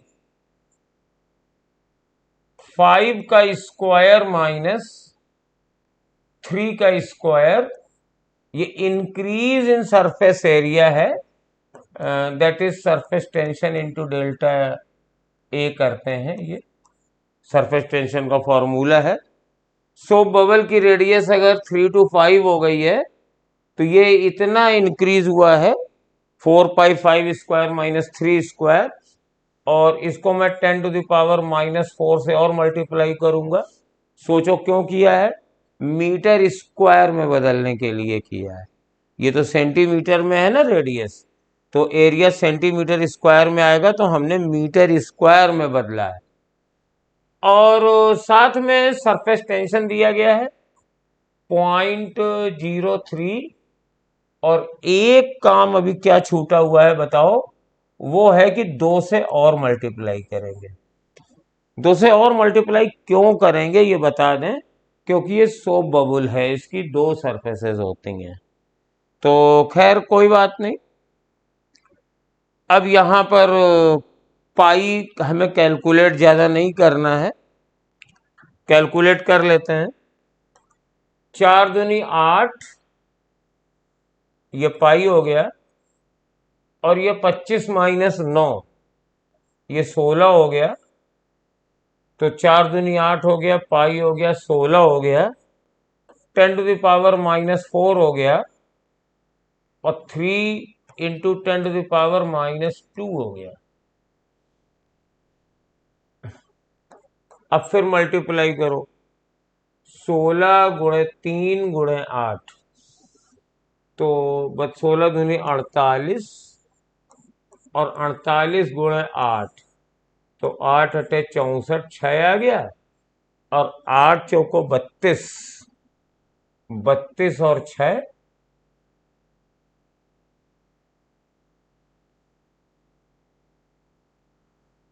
38 आ गया। 8 अटे 64 और 32 और 6 38, तो ये आ गया 384। तो 384 पाई इंटू 10⁻⁻6, तो इसको मैं लिख देता हूं 0.384 पाई इंटू 10⁻⁻3 जूल। अब देखो मिली जूल है तो पाई मिली जूल कर दिया, 10⁻³ से मल्टीप्लाई करेंगे तो मिली हो जाएगा, और 0.384 को लगभग 0.4 मान लिया, क्योंकि बाकी तो इससे बहुत दूर है, तो लगभग सेकेंड आंसर आ गया, 36 का सेकेंड। थोड़ा सा कैलकुलेशन में आपको परेशान किया गया, सोचना पड़ेगा, बाकी इस क्वेश्चन में कोई खास दिक्कत नहीं थी। चलिए 37वां क्वेश्चन देखते हैं। ये फॉर्मूला था, ये आप यूज कर सकते हैं, और ये भी एक डायरेक्ट फॉर्मूले पे ही क्वेश्चन है। एक करंट कोयरिंग कॉइल है, इसकी रेडियस r है, और सेंटर पर मैग्नेटिक फील्ड और एक्सिस पर मैग्नेटिक फील्ड r√3 डिस्टेंस पर, तो मान लो ये BO सेंटर है, ये BP पॉइंट है, इनका रेशियो निकालना है। तो पहले तो हमें फॉर्मूला याद होना चाहिए। फॉर्मूला होता है μ0/4 pi 2 pi NI r square upon r² plus x² whole to the power 3/2, और ये मैग्नेटिक फील्ड एक्सिस पर सेंटर से x दूरी पर है। तो अब हमें अगर दो जगहों पर फील्ड को कंपेयर करना है, तो ध्यान से देखो कि ये वाली चीज तो बदलने वाली नहीं है। तो अगर हम सेंटर पर फील्ड लिखेंगे BO, तो that is equal to some constant, इस पूरे कांस्टेंट को A मान लिया, चलो A अपॉन, और यहां पे x की वैल्यू 0 है, सेंटर पे ही है, तो 0 लेंगे तो r² की पावर 3/2 यानी r³ हो गया। और अगर bx लिखेंगे और x की दूरी r√3 है, तो a अपॉन, अब ये देखो क्या बनेगा, r² और x r√3 है, तो 3r², तो ये बन गया 4r², तो 4r² की पावर 3/2, यही कैलकुलेट कर लो, उधर फाइनल लिखेंगे 4r² की पावर 3/2, तो पहले स्क्वायर रूट लो, 2r², 2r का क्यूब, यानी ये आ जाएगा 8r³। तो ठीक है, यहां 8r³ लिख दिया।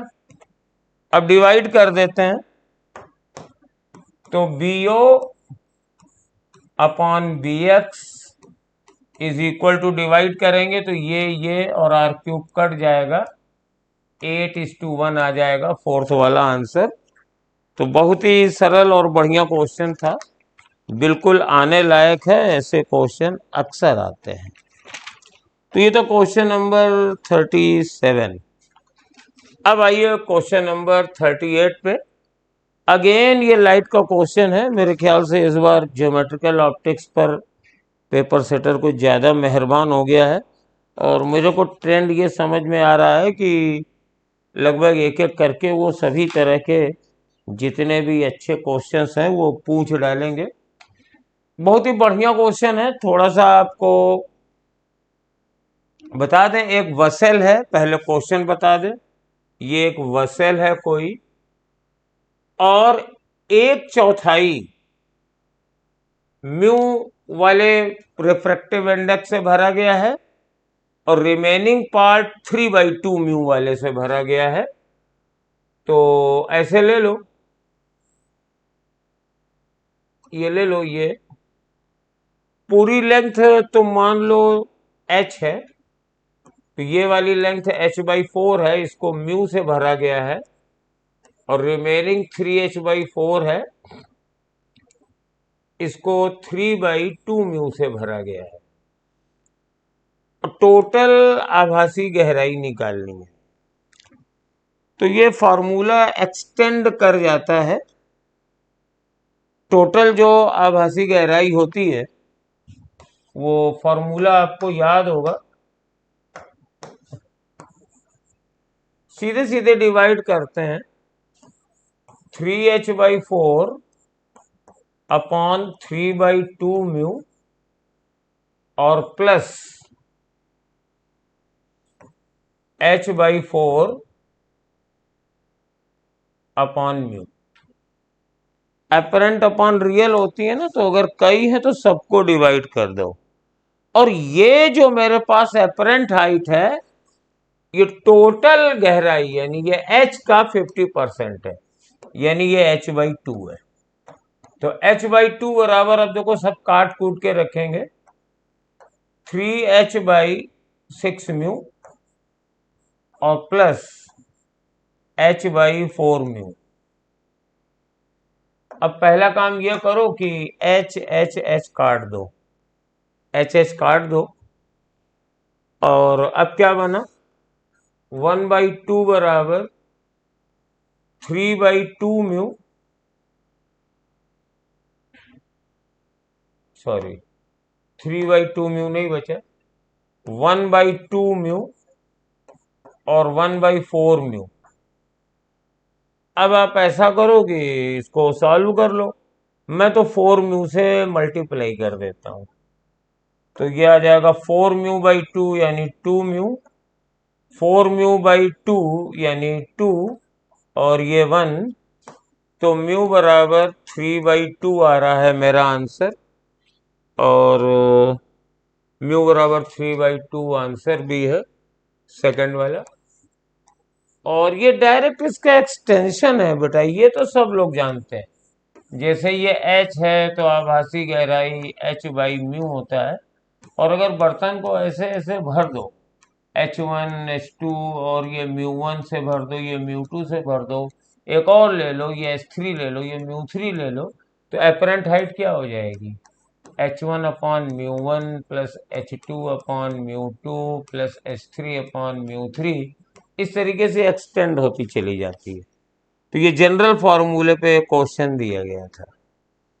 अब आइए नेक्स्ट क्वेश्चन पे आते हैं। Question number 39। एक बालक नदी को पार करने में 60 मिनट लेता है। If his goal to minimise time, तो यहां पर अच्छी चीज ये है कि एक नदी बह रही है, क्वेश्चन को समझना है, बाकी सॉल्व तो अभी तुरंत हम आपको करके दिखा देंगे। ये मेरे पास नदी है,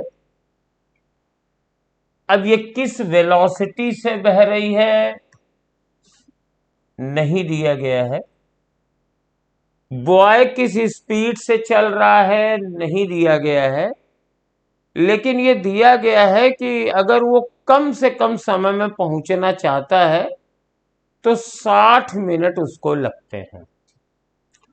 तो कम से कम पहुंचने के लिए ऐसे तैरना पड़ेगा, ये v है, ये म्यू है, तो ये कुछ ऐसे पहुंचेगा, और ये मिनिमम टाइम उसका 60 मिनट है। ये पहले सेंटेंस में कहा गया है, a boy takes 60 minute to swim across a river if his goal is to minimise time. यानी बॉय जब मिनिमम टाइम में नदी को क्रॉस करने की कोशिश कर रहा है, इस तरह से तैरे कि नदी कम से कम समय में क्रॉस हो, तो उसे 60 मिनट लगते हैं।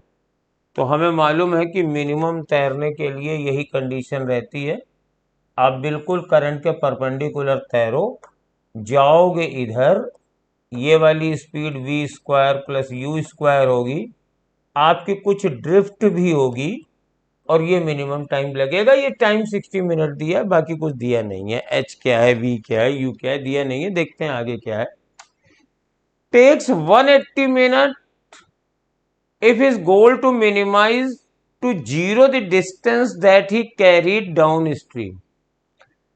तो ये मिनिमम पाथ है या डायरेक्ट अपोजिट पहुंचने की प्रयास है। लैंग्वेज को उसने बदल दिया गया है। जब वो तैरता है तो वो दो तरह की डिस्टेंस चलता है, एक परपेंडिकुलर टू द रिवर ये, और एक ये रिवर है ये। तो यहां पे हमारे पास इसको वो जीरो करना चाहता है, यानी दूसरे शब्दों में वो यहां से चल के डायरेक्ट यहीं पहुंचना चाहता है। तो इसको भी हम लोग जानते हैं। तब ये यू ऐसे जाएगा और उसको कुछ ऐसे तैरना पड़ेगा और ये ऐसे पहुंचेगा यहां पे ये। और ये वाला टाइम उसने 180 मिनट का दिया है। और ये वाली वेलोसिटी इस समय v square minus you square होती है, ये भी हम लोग जानते हैं। ठीक, डाउन स्ट्रीम वाली चली को डिस्टेंस को जीरो करना है, तो मतलब आप ऐसे चले सीधे पहुंचे। In both these attempt the boy swims with the same speed related to the river. हाँ, दोनों में ये v है और रिवर की तो स्पीड वही रहेगी, खाली एंगल का चेंज आएगा। Which of the following statement is true? He can swim relative to water faster than the river current। तो ये तो सही ही है, क्योंकि जब v ऐसे होगा तो ये कुछ एंगल होगा, तो ये मेरे पास v साइन कॉस अल्फा बचेगा और ये v साइन अल्फा आएगा। और बेसिकली u ने v साइन अल्फा को बैलेंस कर लिया है, तो u बराबर v साइन अल्फा होगा। तो v upon you is one upon sine alpha, और ये हमेशा one upon sine alpha greater than one होगा, क्योंकि साइन अल्फा कभी वन से ज्यादा हो नहीं सकता है, तो v की वैल्यू u से ज्यादा होनी चाहिए। तो yes, he can adopt some speed जिसमें ये आ जाए। तो पहला हो सकता है, he can not swim relative to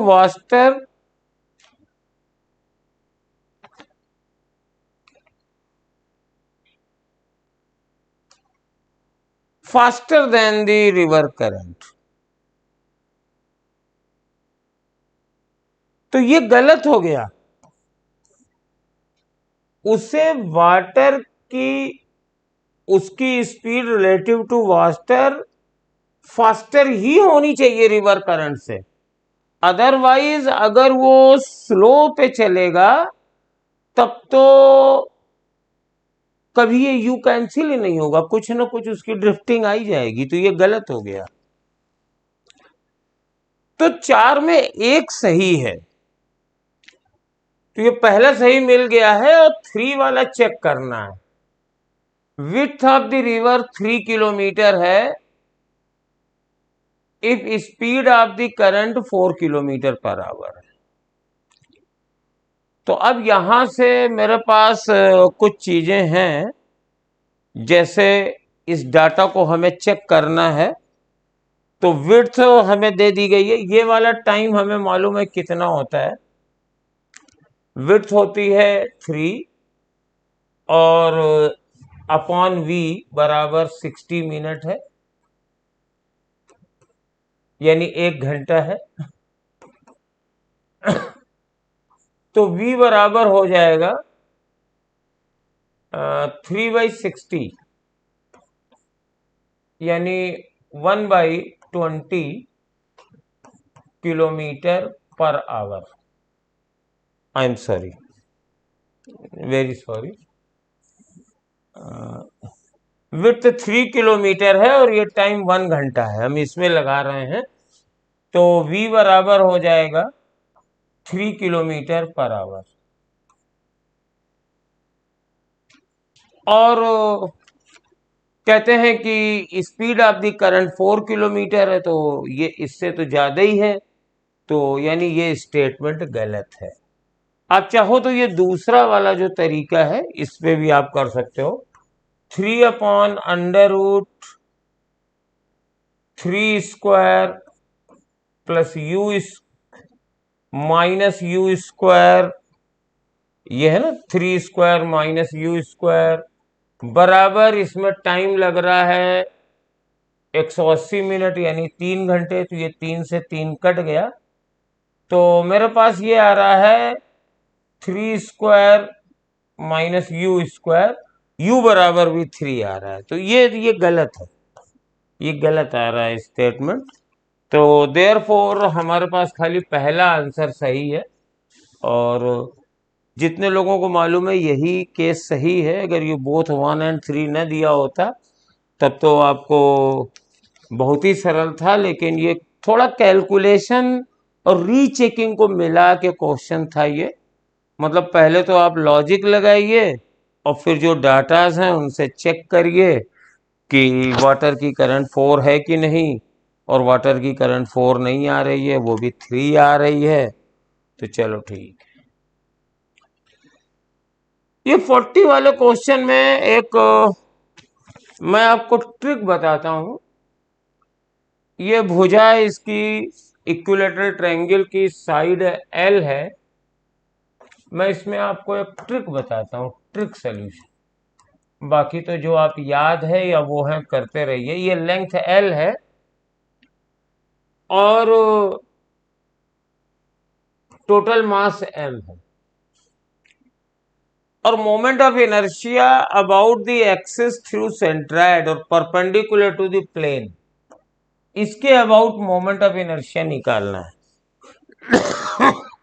तो आपको ट्रिक एक बताते हैं, और ट्रिक ये है कि अगर कभी भी यूनिफॉर्म ट्रायंगल का मोमेंट ऑफ इनर्शिया निकालना हो और किसी भी एक्सिस के अबाउट निकालना हो, जरूरी नहीं है यही एक्सिस, कैसा भी ट्रायंगल हो, मास इसका m है और किसी भी एक्सिस के अबाउट मोमेंट ऑफ इनर्शिया निकालना है, तो आप तीनों साइड की मिडल पॉइंट पर m/3 और m/3 रख दो, और जिस एक्सिस के अबाउट मोमेंट ऑफ इनर्शिया निकालना है, इन 3 पार्टिकल का मोमेंट ऑफ इनर्शिया निकाल लो, वही उस ट्रायंगल का भी मोमेंट ऑफ इनर्शिया होगा। ये ट्रिक है। तो यहां पे हम लगाते हैं, इसका मास m है, तो तीनों के मिडिल पॉइंट से m/3 मास रख दिया। अब ये एक्सिस है, तो ये वाली डिस्टेंस कितनी होगी? ये वाली डिस्टेंस हम निकाल सकते हैं बहुत आसानी से। इक्विलेटरल ट्रायंगल है, इक्विलेटरल ट्रायंगल है ये। तो हमारे पास ये एंगल 90 होगा क्योंकि ये मिडिल पॉइंट है, और ये एंगल मेरे पास 60 डिग्री है। तो ये वाली डिस्टेंस हो जाएगी L sin 60, यानी L√3/2, और ये वाली जो लेंथ होगी इस पूरे की 1/3 होगी, क्योंकि मीडियन भी होगी और मीडियन ऐसे 1:2 के रेशियो में डिवाइड करती है, तो L/2√3 होगी। तो ये साइड L/2√3 होगी, ये भी L/2√3 होगी, ये भी L/2√3 होगी। तो मेरे पास मोमेंट ऑफ इनर्शिया आ गया 3 इंटू मास m/3 और इंटू L/2√3 का स्क्वायर। ये हो गया। तो ये 3 से 3 कट जाएगा और ml²/12 इसका आंसर आ जाएगा। बहुत ही थर्ड आंसर है और बहुत ही यूजफुल और फास्ट शॉर्टकट है।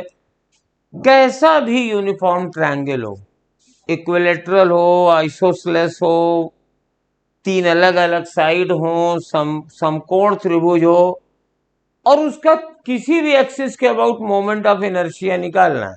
जैसे मान लो ये एक राइट एंगल ट्रायंगल है, इसका मास m है और मुझे इसके अबाउट मोमेंट ऑफ इनर्शिया निकालना है। बस कुछ नहीं करना है, कोई इंटीग्रेशन नहीं, कोई।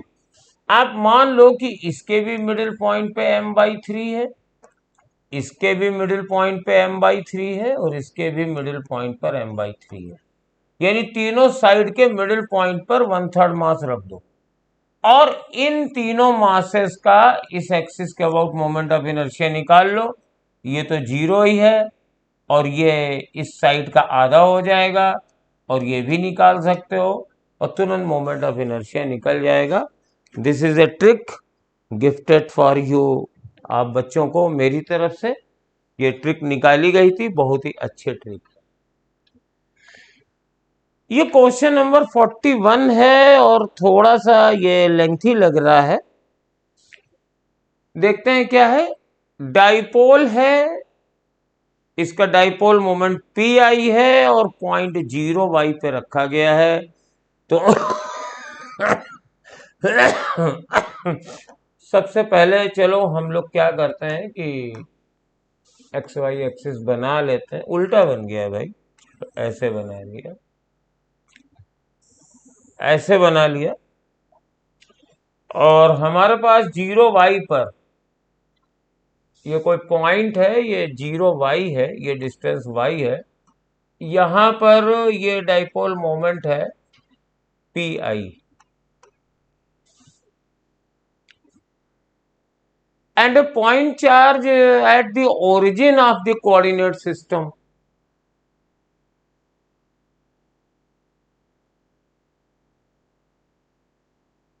यहां पे ये Q लिखा हुआ है, क्वेश्चन पेपर में भी Q लिखा हुआ है शायद।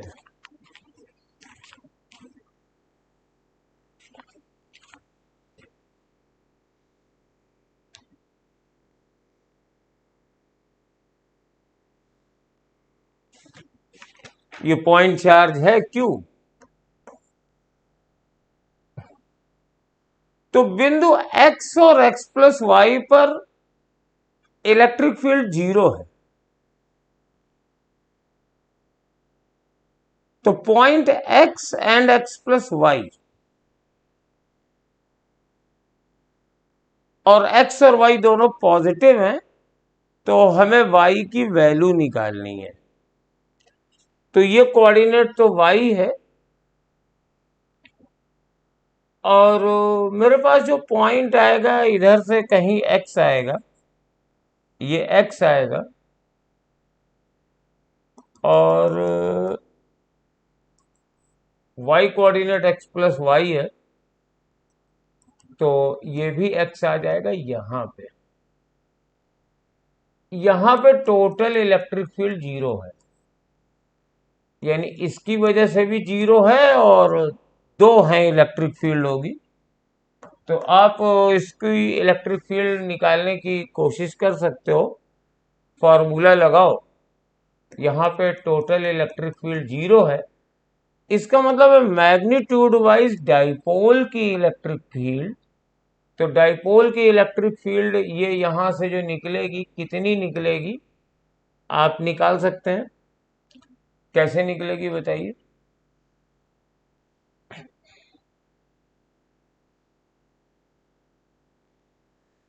ये फॉर्मूला थीटा है, डाइपोल मोमेंट से डायरेक्शन थीटा है और ये दूरी x है, ये x है, तो मेरे पास ये दूरी x√2 हो जाएगी। तो डाइपोल मोमेंट हो जाएगा 1/4πε0 2p अपॉन r क्यूब। तो x √3 x√2 का क्यूब, और साथ में एक फार्मूला होता है 1 प्लस √3 cos स्क्वायर थीटा, और थीटा की वैल्यू ये 45 है, इसको निकाल लिया जाएगा। सिमिलरली, और इसकी वजह से जो इलेक्ट्रिक फील्ड होगी वो भी उतनी ही हो जाएगी।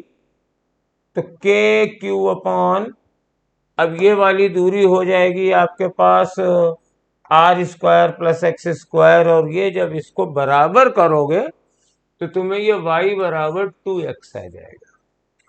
This will be y is equal to 2x। Second answer 41 का सेकेंड। और ये क्वेश्चन अपने आप में काफी लंबा चौड़ा है और इसमें कई अप्रोक्सीमेशन लगेंगे, और आप लोग अगर चाहो तो ये क्वेश्चन किस लिए रखा गया था ये हम बता दें। ये क्वेश्चन रखा इसलिए गया था कि आप इसको छोड़ दें, ये करने के लिए नहीं रखा गया था। इसको आप छोड़ दीजिए, क्योंकि इसको अगर आपने पहले से नहीं किया है तो आप नहीं कर पाएंगे। ना आपको ये फार्मूला याद है, ना दोनों बराबर कर पाओगे, अपोजिट कर पाओगे, ना मैनिपुलेट कर पाओगे, तो ये आप छोड़ दो, ज्यादा सही है। ये इसीलिए रखा गया था। मैं आंसर बता दे रहा हूं, y बराबर 2x, बस better if you leave this. और जब एग्जाम दे के आओ तो घर में बैठ के चैन से इसको लगाओ, और ये आ जाएगा 15-20 मिनट के बाद, कोऑर्डिनेट y की वैल्यू आ जाएगी। और ये भी कोई बहुत ज्यादा कट पिट के बराबर नहीं आएगी, तुम्हें लॉजिकली लेना पड़ेगा। चलिए नेक्स्ट क्वेश्चन चलते हैं। अब power is defined as the time rate of doing work, ये स्टेटमेंट सही है। और अगर कांस्टेंट वेलोसिटी है तो मतलब फोर्स 0 है, और पावर FV होती है तो ये 0 आएगा। तो हमारे पास 42 का सेकंड आएगा आंसर। पहला सही है, दूसरा गलत है, क्योंकि पावर कोई दी ही नहीं जा रही है, पावर 0 है। अब ये मत कहना कि 0 बराबर कांस्टेंट है, कि सब जगह गूगल करके देख लिया है, वो 0 है तो कांस्टेंट नहीं है, वो 0 है, वो पावर है ही नहीं है, तो क्या करें। चलिए, ये सीधा फॉर्मूला है, ये ऐसे जा रहा है और ये PV से ऐसे जा रहा है, PV से 2P 2V तक जा रहा है। तो इस प्रोसेस का क्या इक्वेशन हो जाएगा, P और V के बीच में रिलेशन। तो P बराबर स्लोप इसका, तो इसका स्लोप कितना है भाई, ये P है,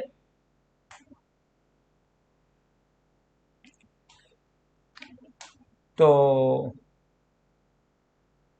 इसको कुछ मान लेते हैं, P0 V0 में हम लेते हैं 2P0 2V0 मान लेते हैं। तो ये हो जाएगा P0 upon V0 into V। तो PV की पावर -1 बराबर कांस्टेंट आ रहा है ये। अब ये पॉलीट्रोपिक प्रोसेस हो गया। इसकी C बराबर क्या होती है, CV माइनस R अपॉन क्या होती है, गामा -1 होती है ना, हाँ, X -1 होती है। तो CV कितनी होगी, द्विपरमाणु गैस है, तो द्विपरमाणु गैस को हम लोग करते हैं, इसकी होती है 5/2R होती है, और माइनस R अपॉन ये -1 तो 5R/2 और प्लस R/2, तो ये हो जाएगा 6R/2, तो आंसर 3R हो जाएगा। तो थर्ड इज द आंसर, 43 का आंसर थर्ड हो जाएगा। सही क्वेश्चन। चलिए नेक्स्ट में आइए। ये क्वेश्चन जो आपके एंगुलर मोमेंटम का सॉल्व एग्जाम्पल होता है उससे किया गया है। लैंग्वेज लंबी है लेकिन क्वेश्चन नहीं कठिन है। Small mass M lies on a smooth horizontal frictionless table. ये देखिए ये ऐसे है, यहाँ होल भी है और ये मास एम है और ये इनिशियली ये आर डैश है और ये ओमेगा नॉट से घूम रहा है और ये ऐसे लटक रहा है। ठीक है, और इसके बाद स्ट्रिंग को पुल कर दिया गया और सेकंड सिचुएशन में क्या हुआ कि हमारे पास यहां पर ये आर नॉट बाई 2 हो गया। तो कहते हैं कि work done by the person, तो work done by person is equal to change in kinetic energy, और काइनेटिक एनर्जी पहले कितनी थी, हाफ एम और वी स्क्वायर, तो ये आर नॉट ओमेगा का स्क्वायर हो गया। ये पहली काइनेटिक एनर्जी थी U1 और U2 बराबर क्या हो जाएगा, हाफ एम, और मेनली देखिए आर नॉट बाई 2 तो रेडियस हो गई, V कितनी होगी। तो आपको मालूम है कि इसमें एंगुलर मोमेंटम कंजर्व रहता है। तो पहले एंगुलर मोमेंटम कितना था, m R not omega nought square, और बाद में ओमेगा कितना हो जाएगा, m R nought by 2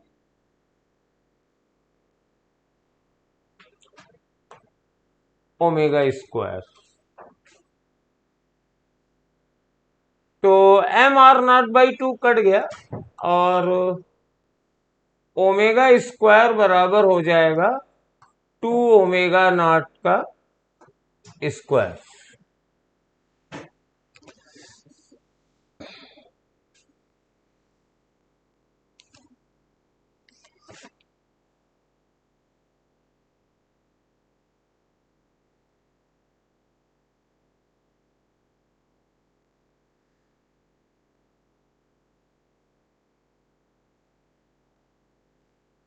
MVR,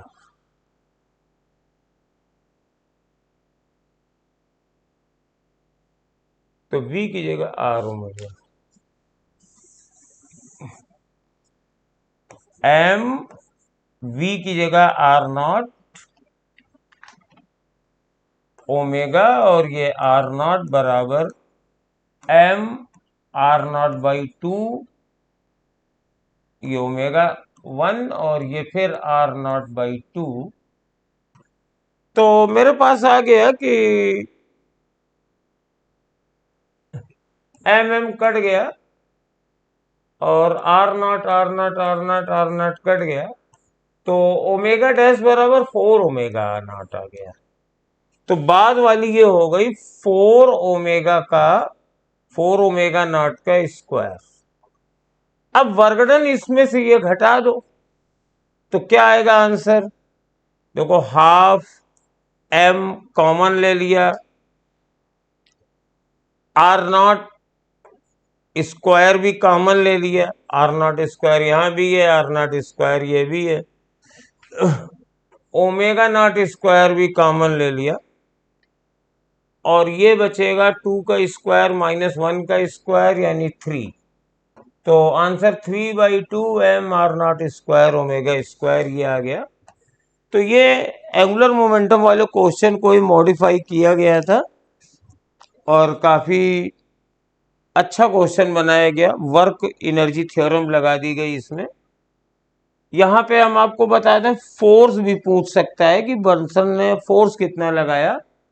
तो ये वर्क डन है और फोर्स ने रस्सी को खींचा है आर नॉट बाई 2, तो F into R nought by 2 बराबर ये वर्क डन कर दोगे तो पर्सन ने एवरेज फोर्स कितना लगाया ये भी कर सकते हैं।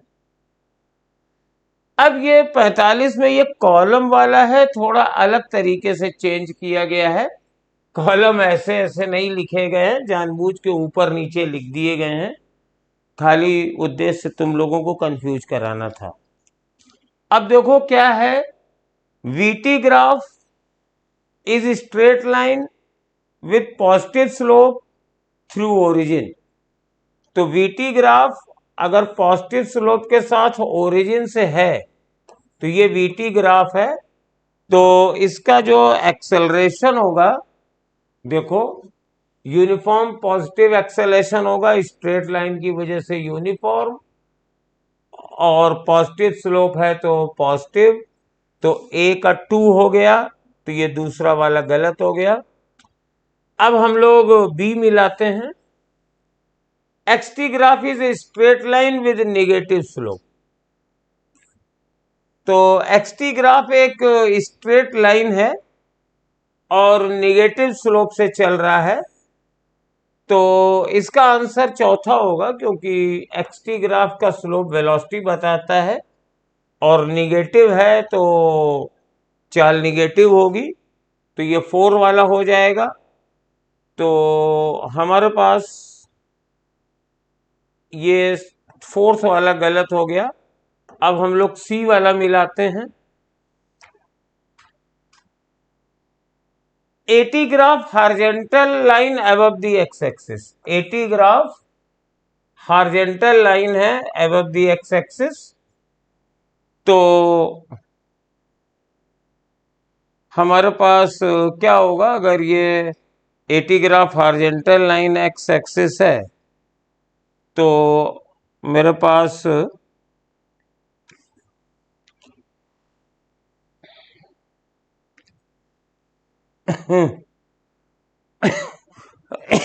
यूनिफॉर्म पॉजिटिव एक्सेलरेशन है, तो इसका भी 2 ही होगा। तो मेरे पास ये 2 सही थे और ये 1 है, तो ये भी गलत हो गया, तो फर्स्ट वाला बचा हुआ है। और ये ठीक है ही है, क्योंकि हमारे पास ये डी का 3 हो जाएगा। एटी ग्राफ T1 से T2 तक का क्षेत्रफल, तो ये चेंज इन वेलोसिटी बताएगा। तो ऊपर नीचे से होने में ही थोड़ी सी दिक्कत हो रही थी और ये ऐसा जानबूझ के किया गया है। तो बेटा कमेंट में बताना, और याद रखना कि ये कुछ क्वेश्चंस इसमें ऐसे रख दिए गए थे, खास तौर से 41 वाले और एक दो और एक ट्रिक बताने के लिए। तो हर तरह का आपको 225 का आनंद इसमें दिलाने की कोशिश की गई है। तो थैंक यू बेटा, अगले टेस्ट में फिर मिलते हैं।